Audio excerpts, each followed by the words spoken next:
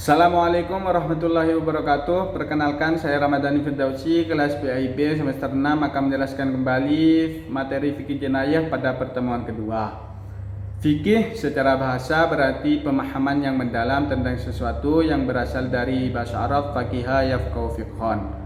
Sedangkan menurut terminologi Islam, fikih merupakan ilmu yang membahas hukum-hukum agama yang berkaitan dengan perbuatan mukallaf yang digali dari dalil-dalil syar'i yang jelas.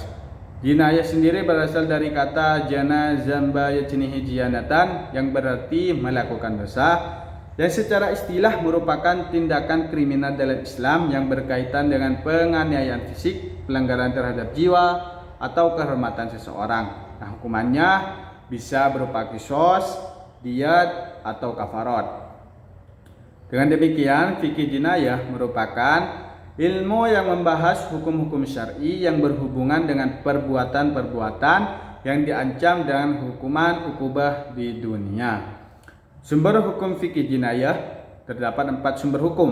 Yang pertama, Al-Quran sebagai pedoman utama hukum dalam agama Islam. Yang kedua, As-Sunnah yaitu penjelasan dari Nabi seperti hadis dan sunnah-sunnah lainnya. Yang ketiga, ijma, kesepakatan para ulama. Yang keempat yaitu qiyas atau analogi hukum dari sumber Al-Quran dan hadis.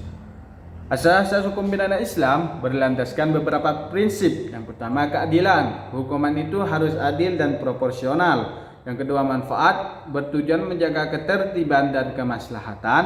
Yang ketiga, legalitas, hanya berlaku jika ada dasar hukum yang jelas. Yang keempat, tidak berlaku surut atau hukum itu tidak bisa diterapkan untuk peristiwa yang sebelumnya aturannya dibuat.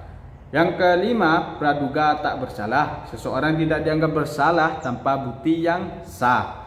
Dan yang keenam yaitu pemaafan, memberi ruang untuk penyelesaian masalah secara damai. Kedudukan dan tujuan hukum Islam yaitu fikih jinayah berperan penting dalam menjaga keadilan dan ketertiban dalam masyarakat. Tujuan utamanya yang pertama, pemeliharaan agama yaitu menjamin kebebasan beribadah. Yang kedua, pemeliharaan jiwa, melindungi nyawa dan keselamatan manusia. Yang ketiga, menjaga akal atau mencegah tindakan yang merusak akal sehat. Yang keempat, menjaga keturunan, mengatur pernikahan dan keluarga. Dan yang terakhir, menjaga harta, melindungi hak kepemilikan dan ekonomi. Jadi, fikih jinayah bukan hanya tentang hukuman, tetapi juga untuk menegakkan keadilan, mencegah kejahatan, serta menciptakan masyarakat yang harmonis dan bermartabat sesuai dengan prinsip Islam. Baik, hanya itu yang dapat saya sampaikan. Saya ucapkan banyak terima kasih. Wassalamualaikum warahmatullahi wabarakatuh.